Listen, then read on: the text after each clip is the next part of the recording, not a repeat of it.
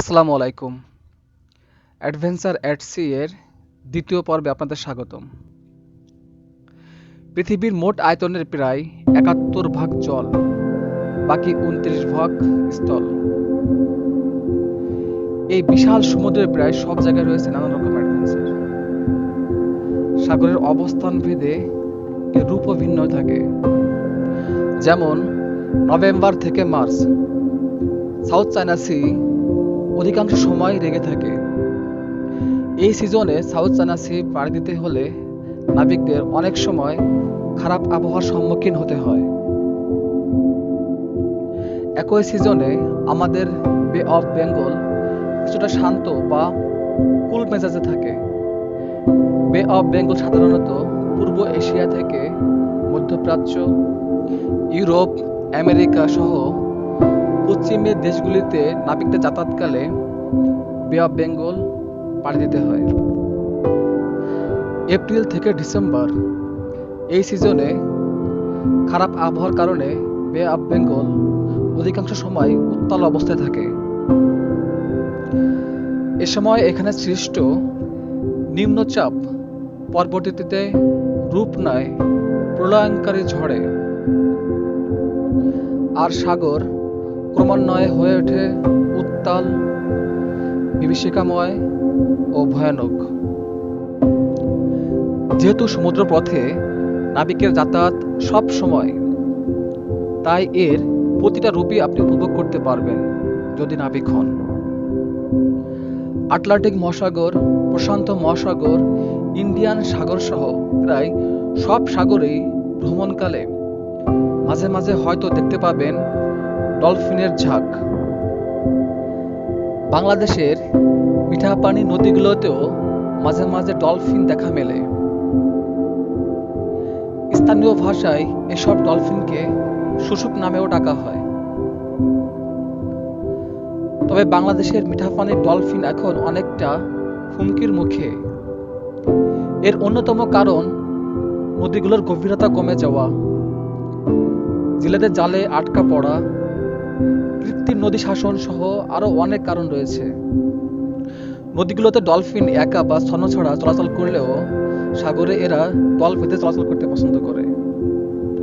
আপনাকে চমকে দিয়ে বিশাল বিশাল শরীর নিয়ে শিপের খুব কাছেই হয়তো ভেসে উঠবে নীল তিমির দল। বলে রাখি, নীল তিমিও ডলফিনের মতোই দল বেঁধে চলতে পছন্দ করে। নীল তিমি দেখা পেয়েছিলাম প্যাসিফিক ওশান, ইয়েলো সি ও আন্দামান সিতে। প্রায় ২ লক্ষ কেজি ওজন ও ১০০ ফুট লম্বার বিশাল দেহী তিমিগুলো ১৫ মিনিট পর পর পানিতে ভেসে ওঠে। কচুরি পানা হয়তো দেখেছেন। বাংলাদেশের নদী নালা বা খাল বিলে সাধারণত কচুরি পানা দেখতে পাওয়া যায়। কচুরি পানার ফুলটা দেখতে অন্যান্য ফুল থেকে অনেকটা ভিন্ন এবং দারুণ। কচুরি পানার ঠিক নিচের অংশ মানে শেকড়ের মতন দেখতে বিভিন্ন রঙের একটা সামুদ্রিক প্রাণী আছে যা জেলিফিশ নামে পরিচিত। নামটা জেলিফিশ হলেও এটা মোটো খাদ্যোপযোগী নয়। আমাদের বে অফ বেঙ্গল, আন্দামান সি সহ প্রায় অধিকাংশ সাগরই এটা দেখতে পাওয়া যায়। জেলিফিশ দেখতে কোমল ও সুন্দর লাগলেও এটা স্পর্শ করা মোটেও ঠিক নয়। সমুদ্র উপকূলে সাঁতার কাটা বা গোসল করার সময় অবশ্যই এর থেকে সাবধান থাকা উচিত। জেলিফিশের সংস্পর্শে শরীরে চুলকানি সহ বিভিন্ন রকমের সমস্যা দেখা দিতে পারে। বিশাল এই সমুদ্রের সৌন্দর্য ও বিচিত্রতা আসলে শেষ হবার নয়।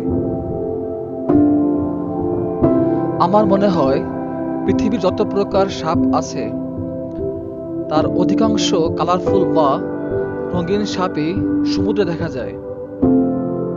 সমুদ্রের সাপগুলো দেখতে অনেকটা সুন্দর হলেও অধিকাংশ সামুদ্রিক সাপই ভয়ানক বিষাক্ত হয়ে থাকে। জাহাজ নোঙরে থাকলে মাঝে মাঝে জাহাজের পাশেই সামুদ্রিক সাপের দেখা পাওয়া যায়। সামুদ্রিক বিষাক্ত সাপগুলো এলাপিড নামেই পরিচিত। মাছ উঠছে, শুনতে অবাক লাগলেও এটা সত্যি। জাহাজগুলি সমুদ্রের বুক চিরে চলার সময় ফ্লাইং ফিশ জাহাজের দুই পাশে উড়াউড়ি করতে দেখা যায়।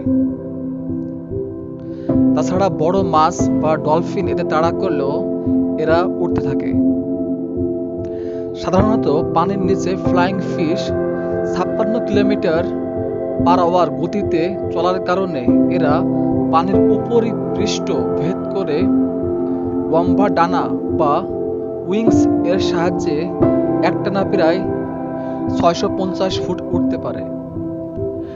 মেরিন অফিসারেরা যখন শিপের ব্রিজে একা একা ডিউটিতে থাকে, মাঝে মাঝে কয়েকশো মাইলের ভিতরেও কোনো অন্য শিপ বা আইল্যান্ড দেখা যায় না।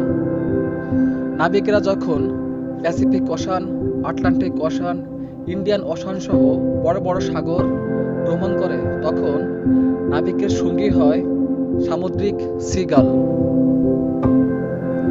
এরা মূলত ছোট মাছ খেয়ে থাকে। নাবিকেরা যখন দেশ থেকে দেশান্তরে সমুদ্রের বুক চিরে জাহাজ নিয়ে ছুটতে থাকে, তখন ছোট মাছের ঝাঁকগুলি জাহাজের আশেপাশে লাফালাফি শুরু করলে ঠিক তখনই এরা সিগালের খাবারে পরিণত হয়।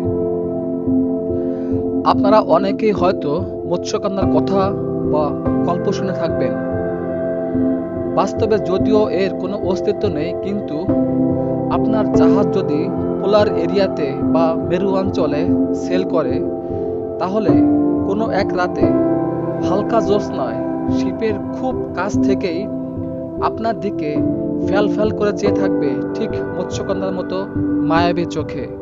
এরা আসলে সি লায়ন।